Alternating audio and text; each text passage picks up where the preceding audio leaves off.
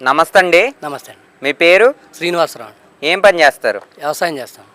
ఎలా ఉందండి ఇప్పుడు వ్యవసాయదారుల పరిస్థితి?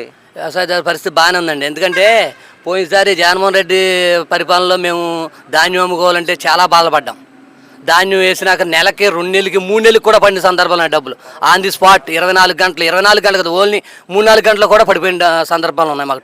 ఈసారి ధాన్యం డబ్బులు ఎర్లీగా పడిపోయినాయి. మాకు ఎమ్మటనే మాకు ఏ ఇబ్బంది లేదు. ఈ ప్రభుత్వం వల్ల చాలా బాగుంది అన్నప్పుడు. ప్రస్తుతం ఆంధ్ర రాష్ట్రంలో కూటమి గెలిచింది కదా, ఎలా ఉంది పరిపాలనా విధానం? చంద్రబాబు గారి పరిపాలన ఎలా ఉంది? అసలు కూటమి పరిపాలన బ్రహ్మాండంగా చేస్తున్నారండి. ఏదైనా సంక్షేమ పథకాలు కానీ, సంస్థలు తీసుకొత్తంలో కానీ, ఉద్యోగస్తులకు కానీ ఏదైనా సరే ఆయన చంద్రబాబు నాయుడు సత్తా ఉన్న నాయకుడు కాబట్టి ఆయన సమర్థుల నాయకత్వాన్ని ఆయన నిరూపించుకుంటున్నారు.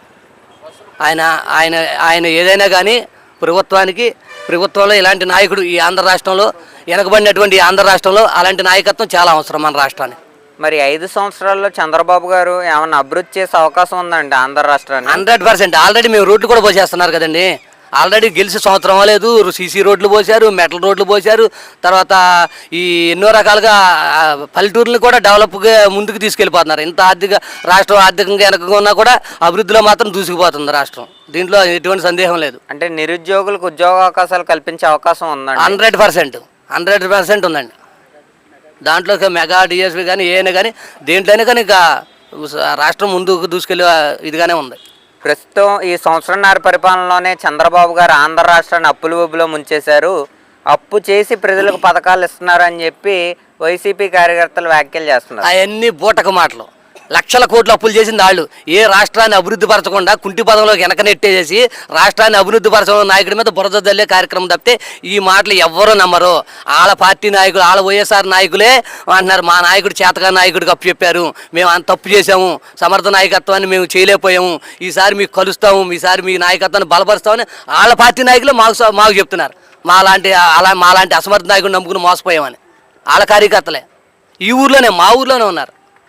ఇప్పుడు ప్రస్తుతం రుషికొండకే చంద్రబాబు గారు, పవన్ కళ్యాణ్ గారు ఎప్పుడైనా విజిట్కి వెళ్ళినప్పుడు అక్కడ వాళ్ళు దోచుకుంటున్నారు అని వ్యాఖ్యలు వస్తున్నాయి. నిజంగా అక్కడ దోచుకుంటాక ఏముందంటారు? నిజంగా బాబు గారు, కళ్యాణ్ గారు రుషికొండను దోచుకుంటున్నారు అంటారా?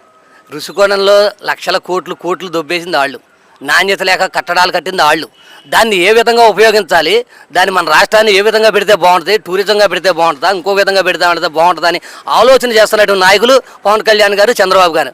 రాష్ట్రానికి దీన్ని ఏ విధంగా ఉపయోగపెట్టుకుందాం, ఆడి పోసిన డబ్బు రాదు కాబట్టి ₹1,00,000 అనుకోండి, ₹2,00,000 రాజేసుకుని దోచేసుకున్నారు, కోట్లు దొబ్బేశారు. దాన్ని ఏ విధంగా ఉపయోగపెడదామని చూస్తున్నారు తప్పితే దాంట్లో అవినీతి చేసిన వాళ్ళు కదండి. ఇది పిచ్చి మాట. గత 5 సంవత్సరాల్లో లా అండ్ ఆర్డర్ ఎలా ఉందండి? కూటమి ప్రభుత్వం వచ్చిన తర్వాత లా అండ్ ఆర్డర్ ఎలా ఉంది?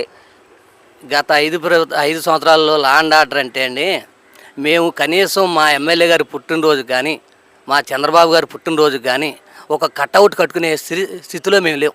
ఒక కటౌట్ కడితే ఎమ్మటే పీకేశారు. ఆల్రెడీ మా ఊర్లో ఇప్పుడు వాళ్ళ కటౌట్లు రోడ్డు మీద ఉన్నాయి. మేము ఎవరం కూడా ముట్టుకోం. వాళ్ళ కటౌట్లు 3-4 కట్టుకున్నారు. దాని జైలుకు కానీ దాన్ని ఊసుకు కూడా వేస్తాం. లా అండ్ ఆర్డర్ ఈ పాయింట్లని మీకు అర్థమైపోద్ది. లా అండ్ ఆర్డర్ ఏది కరెక్ట్గా ఉందా, వాళ్ళ ప్రభుత్వంలో కరెక్ట్గా ఉందా, చంద్రబాబు గారి ప్రభుత్వంలో కరెక్ట్గా ఉందా, మీరు రోడ్డు వెంట వెళ్తే ఒకసారి చూస్తే మీకు అర్థమైపోద్ది. ఆ కటౌట్లు తీయాలంటే మాకు నిమిషం పని. దాని జోలికి కానీ తన వెనక కంటెత్తు కూడా చూడం. లా అండ్ ఆర్డర్ 100% పరిపాలన జరుగుతుందంటే చంద్రబాబు గారు పరిపాలన 100% లా ఆర్డర్. ఇప్పుడు కాదండి, ఎప్పుడు కూడా. నాకు 50 సంవత్సరాలు చూస్తున్నాను. 50 సంవత్సరాలు ఆయన ప్రభుత్వంలో ఎప్పుడు కూడా లా అండ్ ఆర్డర్ మాత్రం కనీసం ఆయన కార్యకర్తలు కానీ, ఆయన ఎమ్మెల్యేలు కానీ ఎవరైనా సరే లా అండ్ ఆర్డర్ దాటితే ఆయన వేటే సహించడైనా. దాంట్లో మాత్రం చంద్రబాబు గారు 100% లా అండ్ ఆర్డర్ మెయింటైన్ చేస్తారు. చంద్రబాబు గారు ఆంధ్ర రాష్ట్రంలో అర్హులైన వారికి కూడా పెన్షన్లు తీసివేస్తున్నారు అంటూ వ్యాఖ్యలు వస్తున్నాయి. ఎంతవరకు వాస్తవాలు అంటారు? మా ఊర్లో 11 పెన్షన్లు ఆపారు డాక్టర్లు. మా దోసపాడు గ్రామంలో 11 పెన్షన్లు, దాంట్లో 2-3 కొంచెం తేడాగా ఉన్నాయి. అవి కూడా మామూలుగా మన 11 పెన్షన్లు ఇచ్చేశారు. రేపు డాక్టర్ గారు వస్తారు. అవన్నీ ఒట్టి బూటక మాటలు. తేడా ఉన్న వాళ్ళకి మాత్రమే ఆపారు, కొద్దో గొప్ప అంతే. తప్పితే అసమర్థులకి ఇవ్వడానికి లేదని చంద్రబాబు గారి నిర్ణయం. ఆ విధంగానే జరుగుద్ది. మళ్ళీ డాక్టర్లు వస్తారు, అన్నీ చూస్తారు. సమర్థులకు మాత్రం ఒక్కళ్ళు కూడా పానివ్వరు. అంటే మీలాంటి రైతులకు రైతు భరోసా పడిందండి? పడిందండి. అంటే చాలా చోట్ల పడలేదు. రైతులకు రైతు భరోసా అని చెప్పి వీళ్ళు దోచుకుతుంటున్నారు తప్ప నిజమైన రైతుకైతే పడిందండి, ఉత్తిత్త రైతుకైతే పడలేదండి. ఇది యథార్థమైన విషయం. ఇప్పుడు చూసుకుంటే అండి మీ ఇలాంటి రైతులకు సబ్సిడీ పరంగా కానీ నీళ్లు పరంగా కానీ అన్ని సమయానికి లభిస్తున్నాయి మరి. 100% కాలువలు కానీ మన కాలువ తవ్వారండి మా ఎమ్మెల్యే గారు చింతనేని ప్రభాకర్ గారు. అది బోధుల్లో మొత్తం మెయిన్ కాలువ గుడి నుంచి తవ్వుకొచ్చారు. ఈ ప్రభుత్వం వచ్చిన కాంచే కదండి అసలు ఏనాడు అంతమంది 5 సంవత్సరాలు ఒక్క రోడ్డు పారడం మట్టే లేదండి. మా పల్లెటూరు గ్రామం పారడం మట్టేలా. వీళ్ళు వచ్చినాక ఆల్రెడీ మేము 2 సీసీ రోడ్లు పోసాం, మెటల్ రోడ్లు లైన్లో పెట్టాం, కాలువ దొవ్వాం.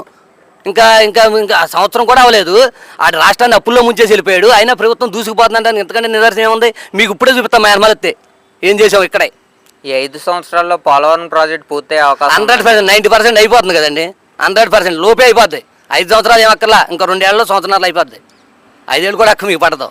అమరావతి రాజధాని అండి అమరావతి 100% అయిపోద్దండి. అంటే అమరావతి రాజధాని అకాలంగా కురిసిన వర్షాలకు మునిగిపోతుందని వ్యాఖ్యలు వస్తున్నాయి. ఆడు జగన్మోహన్ రెడ్డి ఇంటి మళ్ళీ ఏమైనా గొయ్యి ఉందేమో గొయ్యి తీసుకొని చూపించుంటాడు. ఎక్కడ ఏమో అలాంటిది ఏం లేదండి. అవన్నీ అదే ఆడు తీశాడు చూసండి. అది కుప్పం నీళ్ళు తీసుకొచ్చాను ట్యాంకర్లతో పోసాడు, అట్ట ఫోటోలు తీసుకొచ్చి పెట్టుంటాడు. ఇప్పుడు ప్రస్తుతం చూసుకుంటే అండి ఆంధ్ర రాష్ట్రంలో గత 5 సంవత్సరాలకి ఇప్పటికి కనుక జగన్ వర్సెస్ చంద్రబాబు గారు ఎవరి పాలన బాగుంది? ఇప్పుడు చూసుకుంటే కనుక ఇప్పటికిప్పుడు రీఎలక్షన్ జరిగితే కనుక కూటమి గెలుస్తుంది అంటారా, వైఎస్ఆర్సీపీ పార్టీ గెలుస్తుంది? కూటమి 100% గెలుస్తాండి. కూటమి అసలు దాంట్లో అసలు మీకు సమస్య లేదండి. ఆడు 11 సీట్లు ఆడికి రావండి. అలా ఆడు కుప్పంలోనే ఈడు పులివెందుల్లోనే గెలవడు. పులివెందుల్లోనే అసలు 100%. మొన్న దొంగోట్లు వేశారు అంటున్నారు అనుకోండి. దొంగోట్లు ఎన్ని వేస్తారండి? పని ఊరికైనా ఒకటి పడుతుంది, అరపడుతుంది. పని పడితే దొంగోట్లు నీకు పులివెందుల్లో నువ్వు 100% ఫెయిల్ అయిపోయావు. నువ్వెక్కడికి వెళ్తావు? ఆల్రెడీ నీకు డిపాజిట్ కూడా రాలేదు కదా. పోనీ ఒక్కోటితో 2 ఓట్లతో ఓడిపోయారంటే నాకు ఎవరో దొంగ ఓటు వేశారు, నన్ను నేను ఇవ్వలేదు అందుకని ఓడిపోయారని చెప్పుకోవచ్చు. ఇంకా నువ్వు చెప్పుకునే అసమర్థుడు. నువ్వు నీ నియోజకవర్గంలో నీ కాన్సెప్ట్లో నీ కడపలోనే ఫెయిల్ అయిపోయావు. నువ్వు ప్రభుత్వానికి పనికిరాని లీడర్ అటు. ఎవరండి మీ ఎమ్మెల్యే గారు? చింతనేని ప్రభాకర్ గారు. ఎలా ఉంది ఆయన పరిపాలన? నెంబర్ 1 అండి. ఆయన చూసుకునే పని లేదు. మా ఎమ్మెల్యే గారు అయితే చూసుకునే పని లేదండి. ఏదైనా సరే పేదవాళ్ళకి మాత్రం ఆయన ముందుంటాడు. హాస్పిటల్ విషయంలో కానీ ఎవరైనా అర్ధరాత్రిగా రాత్రి నేను ఏదో ఒక విషయంకి పాయిజన్ తీసుకుంటే రాత్రి 11ంటికి ఫోన్ చేస్తే ఆయన పిఏని పంపించి వైద్యం చేయించారు. రాత్రి 11ంటికి ఆయన ఫోన్ చేస్తే ప్రైవేట్ హాస్పిటల్లో జాయిన్ చేస్తే.